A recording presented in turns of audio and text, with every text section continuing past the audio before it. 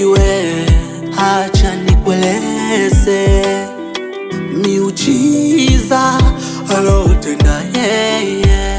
Kama unavyojua lopitia kwenye kesi nilosingiziwa, kiufupi waliaminika na nikatupwa jela.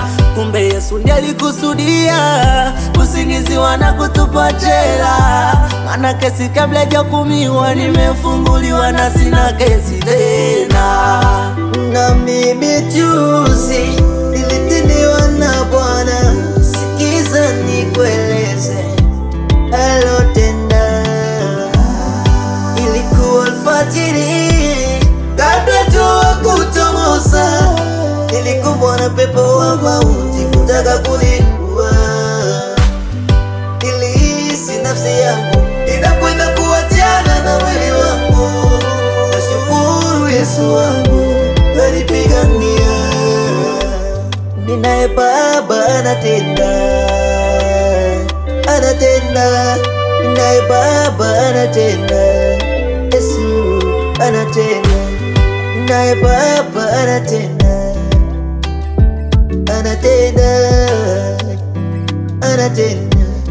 Yesu anatenda. Ninaye Baba anatenda, Yesu anatenda.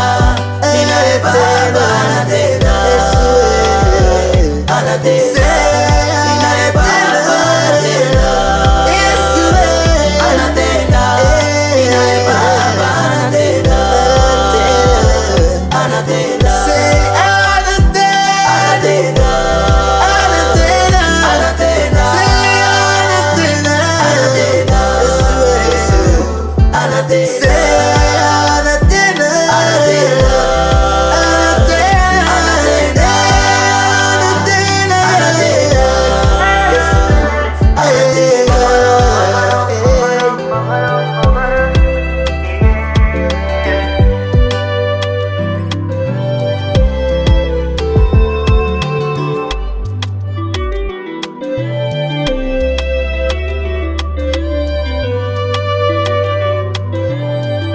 Asante Baba.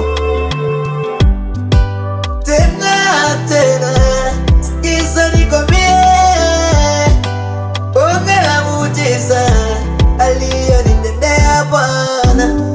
Kwa maana mimi ni mcha Mungu, watu wengi walinichukiaga na kunishika na kunitupa kwenye tundu la simba, ila Bwana aliweza kuvifunga vinywa vya simba visinizuru. Hata nami vile vile niliuzwa na ndugu zangu, waliniuza kwa watu wabaya. Kumbe Yesu yeye ndiye aliruhusu maisha yangu yasulubiwe nipate kuinuka.